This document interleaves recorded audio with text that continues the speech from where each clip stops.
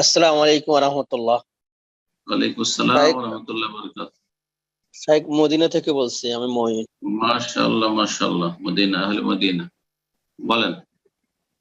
শাইখ, আমার প্রশ্ন হলো, মসজিদ নূর আল ইসলামের বেদাতিরা দখল করতে যায় যে পায়তারা করতেছে, এবং আমাদের দিনী ভাইরা যদি একতা হয়ে আমাদেরকে একটু সহযোগিতা করে, এই ব্যাপারে যদি আপনি দুটা কথা বলেন।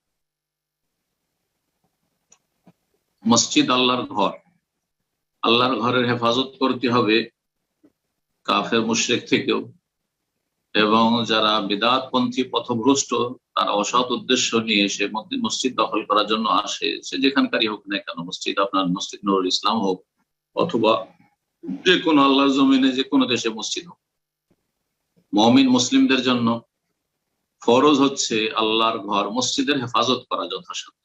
জি।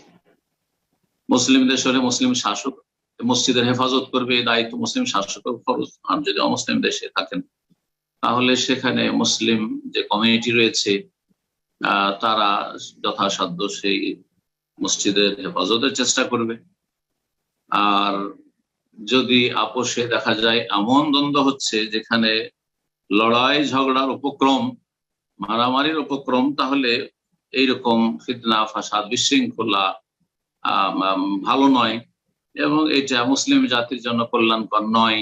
বরং দুশ্মনরা হাসবে, বিজাতি হাসবে, ওরা তো আর বুঝবে না যে এরা বেদাতি আর এরা হেদায়াতি, এটা বুঝবে না।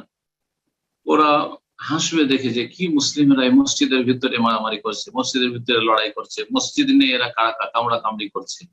তো দুশ্মন হাসার সুযোগ নির্বোধ বেকুব ছাড়া কেউ দিতে পারে না। মুসলিম নির্বোধ একমাত্র দুশ্মন হাসার সুযোগ।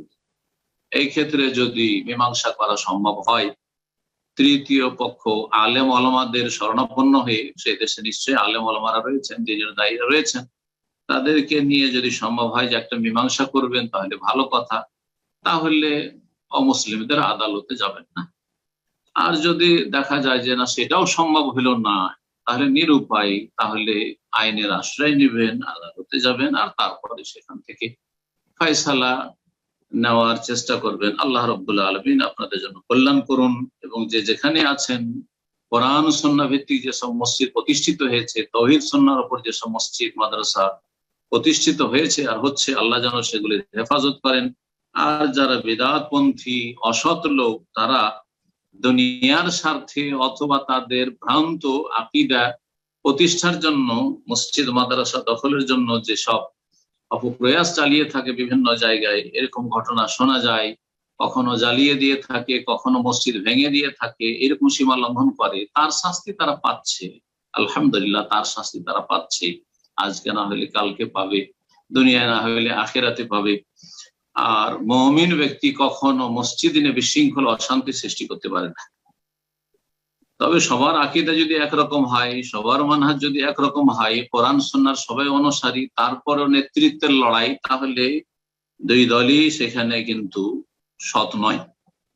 ইখলাসের অভাব রয়েছে, ক্ষমতার লড়াই রয়েছে। এমন যেন ফিতনা না হয় যে ক্ষমতার লড়াইয়ের জন্য এতে এরাও সহি আকীদার দাবিদার, এরাও সহি আকীদার দাবিদার, আর আসলেও সহি আকীদা মানহাজ, কিন্তু দুনিয়ার গরজে কে মসজিদের দায়িত্বশীল মোতাওয়াল্লি হবে, কারা নিজের ক্ষমতায় মসজিদ রাখবে, এই নিয়ে লড়াই, তার নিছক দুনিয়ার লড়াই।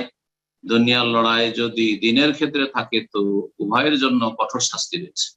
আল্লাহ যেন বুঝার তৌফিক দান করেন, এবং আল্লাহ রাব্বুল এই সমস্ত ফিতনা ফাসাদকে যেন দূর করেন, এবং মুসলিমদেরকে এক হওয়ার যেন আল্লাহ তৌফিক দান করেন। বিদআতপন্থীদের অনিষ্ট থেকে আল্লাহ রাব্বুল আলামিন আল্লাহর মসজিদ, আল্লাহর দ্বীনের যে প্রতিষ্ঠানগুলি রয়েছে, কোরআন সুন্নাহ ভিত্তিক যেসব পরিচালিত হচ্ছে, সেগুলি যে যেখানেই থাকুক না কেন, আর যেখানেই থাকুক সে প্রতিষ্ঠানগুলি, আল্লাহ যেন হেফাজত করেন।